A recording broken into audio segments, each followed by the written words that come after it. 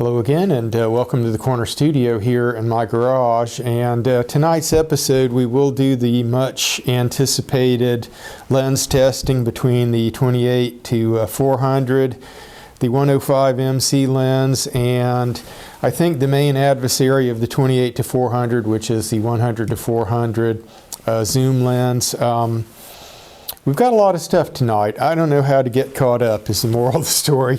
I've got a few housekeeping issues though before we jump into the lens test, and one of them is I want to talk about the GoPro 12, and I came down to the studio. The GoPro 12 is inside the house. You've seen it before on the channel. You know what one looks like, so I don't need to hold it up, but I have taken, I won't say taken the time, I will say wasted the time trying to see what my use for that camera could be other than setting it up like a game camera. And if you're curious about the output it produces, I just posted a couple of videos here within the last few days of some squirrels and an odd bird or two. What I do is I take a little tripod, I've showed you that one before, a Leo Photo, a little small one, and I'll set it up out at a stump or, you know, on the rail or somewhere out back, and you know, we capture whatever we can with it, and it runs until the card goes out. But I guess my take on GoPro 12, I talked about it on the channel, and I don't see a way forward for me to use it for anything else. I actually used the GoPro 12 some the past couple of weeks. I did a lot of test shooting. I mounted it up here on the overhead because I put an Arca plate on it, and I used, I don't know if you can see it up here, the Glide Gear overhead frame that sits on the table. I did some other different stuff with it. And I experimented I did kind of a deep dive into learning the settings on it. You know, when I first got it, I took it and I kind of set it up the way, there's another YouTube channel that does GoPro stuff, and I set it up the way that the guy kind of suggested, and since then I've tinkered with the settings a lot, and I just can't get what I need out of that. So I think the only use I have for the GoPro 12 is as a game camera, basically. But and the reason that I use it for a game camera and not something like the Nikon Z8, and we're shooting with the with one of the Nikon Z8s tonight, the 24 to 120 lens. You regulars could have just guessed that, I suppose, but the reason I don't use one of my good cameras for that type of stuff is that if a deer walks up and pushes the Z8 over with a good lens on it, I don't want I don't want to take the risk. Or if we get just a sudden downpour here when it looks like it's probably not going to rain, and then you're off doing something for a half hour and you hear rain on the roof, I don't want to put a good camera in that circumstance. So I don't mind putting a camera that costs me less than $300. And I plan to continue posting product with the GoPro 12. I'm really truly not knocking it for what it does. It does it well for me, just using it as a game camera. But I'm not going to point it at myself, and I'm not going to do any of these other things with it that people do, filming what you're doing outside, going down trails or whatever, because I can always pull the Z8 out of the bag, and if I want to film myself going up a trail or something, I can do that. But before we jump into the lens testing, I want to point something out about this. Is the 28 to 400. This is the 105 MC. You've seen it on the channel before. I've praised it. I have no reason to take the praise back. This is the 100 to 400, which is a true workhorse. And I have praised it on many occasions, and I've probably criticized the lens hood because I don't like the lens hood, and while the lens hood's on there, it's hard to get the the zoom to turn on it. But both stellar lenses, and we brought the 28 to 400 in the house, and I was just looking at it. There's not a switch on it for automatic versus manual. It lacks a lot of the stuff that you would get on S-line lenses, and these are both S-line lenses. And suffice it to say, and I'm just doing this from memory. If you guys watch the channel and you can go back and cite a reference in the comments, go ahead. I'm just doing it from memory, but I bought the 28 millimeter a while back. I didn't like that lens. It was a non-S-line lens, and you know, you form an opinion. These are S-line lenses. This is not an S-line lens, the 28 to 400. I'll hold it up here where you can get a little better look at it, and let's talk about that though. Before we get started with lens testing and talking about this lens's capabilities, if you've watched the previous first impressions and the first kind of little bit of tests that I did with this here in the studio, you know that I like this lens. Preliminarily, I like this lens. It's a non-S lens, and I don't know, I'll pose the question, maybe people who know more about it than I do, has Nikon abandoned the S-line lenses? And I noticed that the new PZ lens that's coming, and I think that was a 28 to 135 or something like that, PZ lens for the cinema crowd. Looks like a nice lens. I did not notice that it had VR, which I basically require VR in a lens now, and I did not notice that it was said to be an S-line lens. So I'm wondering, has Nikon abandoned the S-line, and if so, why?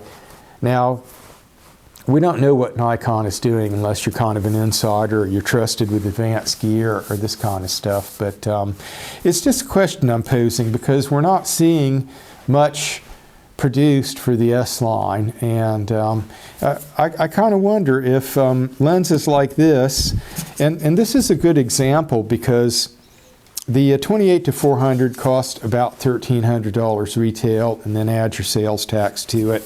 This lens is the 100 to 400 S-line lens, about twice that. Is the output twice as good with this lens than this one? No, obviously not, and we're going to see that a little later in the show.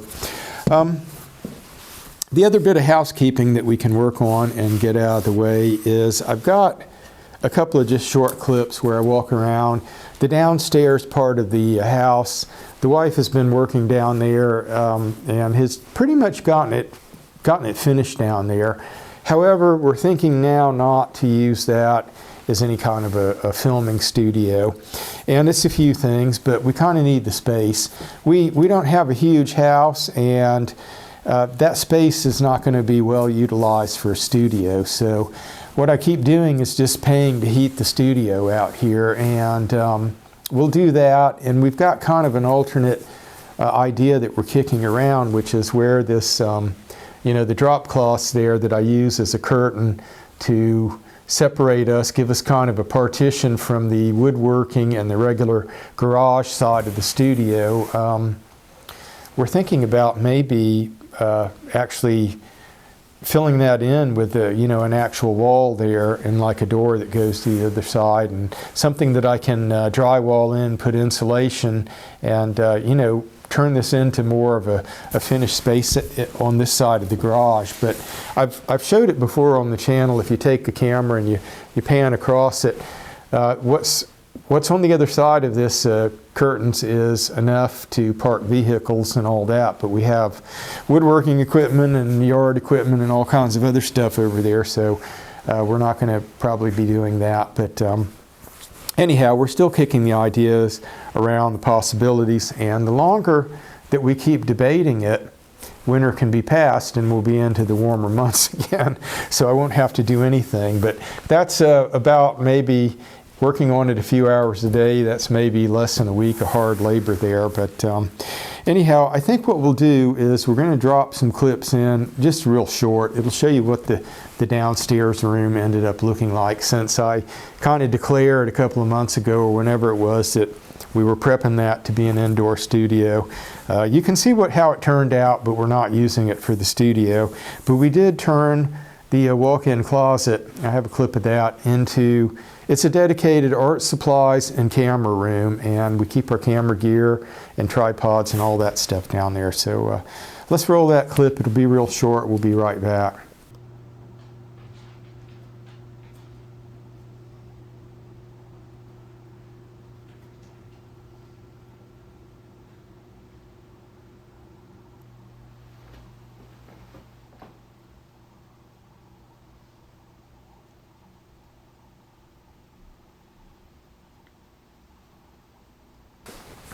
All right, when we took our station break just now, I went around to the back of the camera and I looked at the segment that I just shot and checked the sound, and it was almost 10 minutes. It occurs to me I should have warned people who just are casually watching this channel and have tuned in just for the lens testing.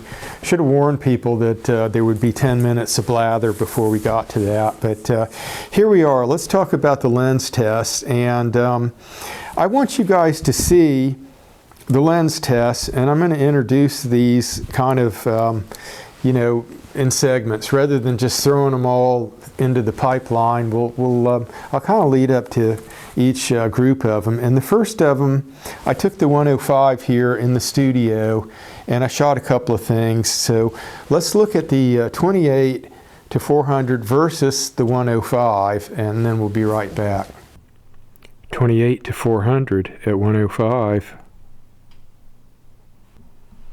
105 MC lens.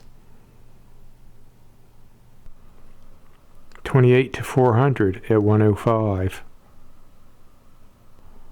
105 MC lens. All right, so you just saw the 28 to 400 versus the 105, and the 105 is a macro lens. It's a true macro lens, and all I can say in that comparison is I expected the dedicated macro lens to just really stomp, you know, the 28 to 400, particularly in the close-up. But I really thought, you know, it held its own. I'll just go on and say it. This is a non-S-line lens, and it's not a super expensive lens. And against a really competent lens, the 105 MC, I just got to say, for close-up work, this seemed to have held its own at 105. I thought that was a strength with this lens, the 28 to 400, when I introduced it on the channel. After I had taken some samples of it, it seemed to me like, in fact, I called it Nikon's imposter lens or something like that a few weeks ago, because I said it was a disguised quality 70 to 300 inside of a 28 to 400 lens. But I think that that 105 focal range is, I think, one of the strengths of this lens, and it did a good job, I thought. You guys can let me know in the comments. I've got a rather boring clip that we're going to drop here. It's kind of short, and it's using the 100 to 400 versus the 28 to 400, so we'll switch those over. So we're looking at 100 to 400 versus 28 to 400, and I shot this one at 200. So let's get past this clip and on to the more interesting ones. This is the 28 to 400 at 200, and still no takers on the seeds.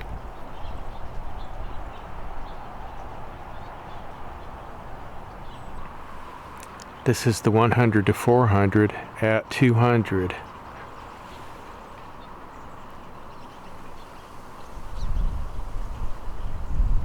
So now for our next segment, we're going to do more testing with the 100 to 400 versus the 28 to 400. And I put seeds out around the property to you know, help critters get through the winter and this kind of thing, but also to bait them for my entertainment here so that they show up and I can see them, photograph them, whatever. So I scattered some seeds down on this one stump that's a particularly good place to draw wildlife, and we've got two different subjects. One is a Douglas squirrel, it'll be first, and then we've got a gray squirrel, we'll do that second. And I've shot both of them with both lenses, and I went into DX mode, so why don't we roll that clip and see what we got. This is the 28 to 400 at 400. This is the 100 to 400 at 400.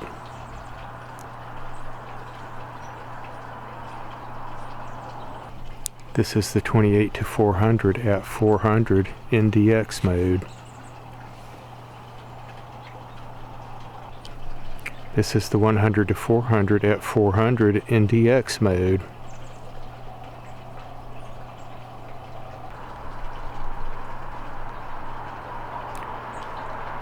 This is the 28-400 at 400.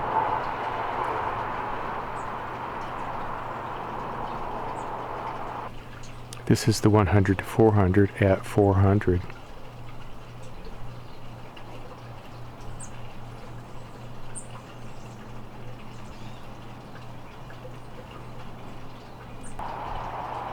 This is the 28-400 at 400 in DX mode.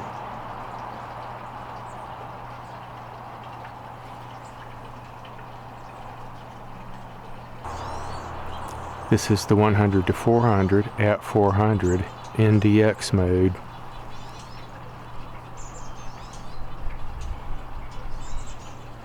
Alright, so the last lens testing clip that we've got with these two is just a couple of miscellaneous DX mode clips with the lenses at 400, and I've tried to, what I did was I just shot a bunch of different subjects and I picked out of the tests the ones that I thought the two best ones for each lens, and I think after you've seen that, we'll be back. We'll talk a little bit about how I think these lenses stack up.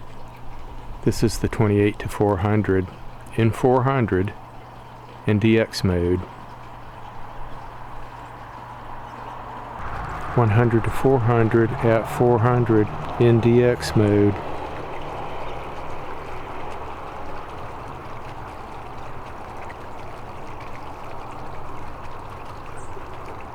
So that last clip that we looked at, shooting both of these in DX, keep in mind the Nikon Z8 with its, what is it, about a 45 megapixel sensor, when you crop in on that, you know, you get about the equivalent of like the Nikon ZF that I had previously. So you're working with a lot of sensor, and you know, when you're doing DX crop with these kind of lenses, you're getting a pretty good result. But I picked out of, I don't know, 4 or 5 clips that I shot, miscellaneous, not the same subject, but just when I was walking around doing different things, I'd set the tripod down and just focus on a bird or whatever I saw. And I picked this one, was the bird sitting on the stump. I think it was a towhee, and this one a sparrow. The 100-400, it doesn't need anybody to champion for it or defend it or whatever. I guess it's the price that you have to defend, and that's where I'll attack the comparison here. This lens is not twice as good as this lens. It's a case of where, you know, you buy the 28-400, you've got a compact lens, it's half the weight of this one, it's also about half the cost. So you can go look that up. This is $1,300, this is about twice that. I didn't check the price before I came in. This lens, 100-400, has been on sale, and I'm not sure right at the moment what it costs, but you can certainly get a price on it. You can even find these used once in a while, but which one do you need in your bag is the question. And I've kicked that idea around because the wife is using this one, and I don't know, I was thinking we might need another one in the way that we have 2 of the 24-120s. We might need another one of these around the bend somewhere, but for the time being I'm going to keep using the 100-400 and shooting it when I need a good high quality zoom. I've got the 400 4.5 that, you know, I'm convinced that's the best kind of lens when I need to be in the 400 focal length. I'm convinced that's the best lens for me in the field.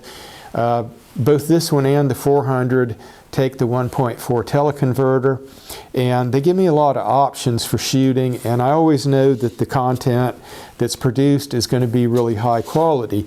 But I tell you, this lens here, if you've been watching the channel, you know I was reluctant to buy this lens. I waited until more of it came out, and I never liked this thing of the way the lens just disgorges with these sections, but I think this lens is just a great, I mean, this is a great performer for the money, and I have no compunction about recommending this lens on the channel. And I'm not telling you to go out and buy it or not buy it or buy this one instead, but in my opinion, if I'm scoring these lenses, and let's say that, let's say that the 400 4.5 prime lens, let's call that 100. Okay, then this is like a 96 or a 97, and then this would score out at, like a 92 or a 93. These lenses are so close in the output, and for the price to be that big of a divide, I guess, I just almost, if a person just came to me, somebody that I knew or whatever, or I bumped into somebody at the counter at the camera shop and they said, you're a shooter, what lens would you pick? I'd probably tell them to pick this one because of the money. You're just going to save so much money. Now, this one doesn't take the 1.4 teleconverter, so, it's got that, and I wouldn't call it a handicap because if you're shooting this with a nice camera, you can punch into DX and you can get a good product even in DX. But, one last thing. I think we're ready to pretty much close out the show tonight, and I feel kind of rusty because I've taken a couple of weeks off over the holidays, and I was starting to get antsy about producing some content. But I had some lens testing here, and it was hard to find days where there was enough light. I waited, and we finally got a day this week that I had enough light to go out and do this, and it wasn't pouring rain, and I didn't have something else pressing to do at the same time. But I will mention, that wandered kind of sling bag that I showed you on the channel a while back. I'm going to do a wrap-up review of that eventually, but I haven't used that bag enough, the wandered 9-liter, to really tell you whether it's the real deal or not yet. But I had it over my shoulder when I was walking around the property and setting up the tripod and swapping between these two lenses. That gave me a place to just put the lens while I was, the camera and all would be on the tripod, and I was putting the lens onto in the bag that I was taking off. And I found that it was a great, just as having something over your shoulder secure that you could just swap a lens into, I found that it was a great value for that. But, and it feels more ergonomic every time I put it on. So we'll talk about it more after I've actually used it out in the field, which is the proper place to, really test things out and get to know them. But, because if there's flaws or a failure that's going to happen, it won't happen to you here in the studio or just walking around your own yard. It will be when you're out in the field and you needed that piece of gear to work and it doesn't work or whatever. But I'm not saying that the wandered in any way didn't work. But anyhow. I want to thank everybody for showing up tonight, and we hope to see you again soon in another video. So till then, take care.